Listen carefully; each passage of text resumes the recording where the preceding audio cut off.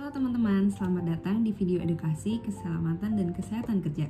Hari ini kita akan membahas salah satu dokumen penting yang berhubungan dengan bahan kimia, yaitu MSDS. Jadi apa sih itu MSDS?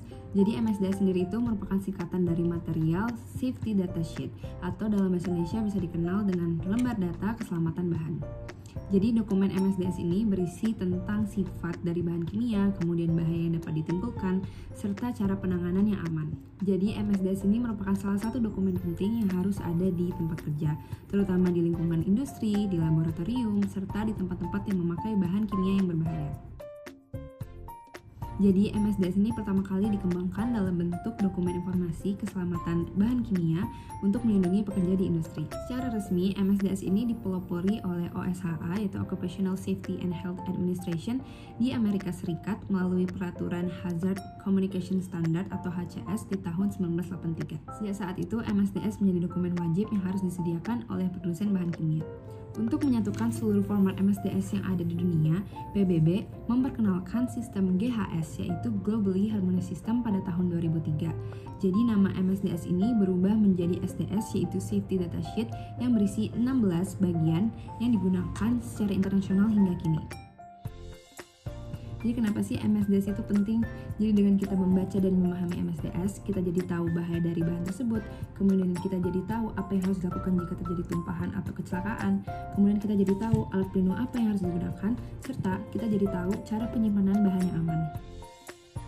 Jadi MSDS ini memiliki 16 bagian standar, namun untuk keperluan keselamatan dasar, 6 bagian ini adalah yang paling penting untuk dipahami. Yang pertama yaitu identifikasi produk dan perusahaan, seperti nama bahan, nama produsen, dan kontak darurat. Yang kedua, itu ada identifikasi bahaya. Contohnya seperti simbol GHS, jadi kita bisa tahu cara mengklasifikasikan bahaya seperti mudah terbakar, beracun, dan iritasi. Kemudian yang ketiga, ada tindakan pertolongan pertama, seperti apa yang harus dilakukan jika bahan terkena kulit, kena mata, ataupun terhirup. Yang keempat, ada pemadaman kebakaran. Jadi kita bisa tahu alat pemadam apa yang sesuai dan tindakan pencegahan apa yang harus dilakukan. Yang kelima, ada penanganan dan penyimpanan. Jadi kita jadi tahu bagaimana cara menyimpan bahan dengan aman dan apa yang harus dihindari. Dan yang terakhir, ada alat pelindung diri atau APD. Itu contohnya seperti sarung tangan, masker, pelindung mata, dan lain-lain. Bayangkan jika ada seseorang yang menumpahkan bahan kimia di lantai. Apa yang harus kita lakukan?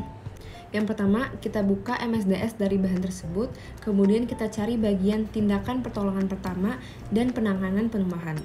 Kemudian kita gunakan alat pelindung yang sesuai petunjuk, kemudian kita bersihkan sesuai prosedur yang aman. Inilah mengapa semua pekerja harus tahu di mana lokasi MSDS disimpan dan bagaimana cara membacanya. Jadi kesimpulan yang bisa kita ambil dari video kali ini yaitu MSDS adalah alat penting untuk menjaga keselamatan di tempat kerja. Jangan pernah bekerja dengan bahan kimia tanpa membaca MSDS-nya terlebih dahulu. 3 hal yang harus selalu diingat: pahami bahan, baca MSDS, dan lindungi diri. Terima kasih sudah menonton video ini, semoga bermanfaat. Sampai jumpa.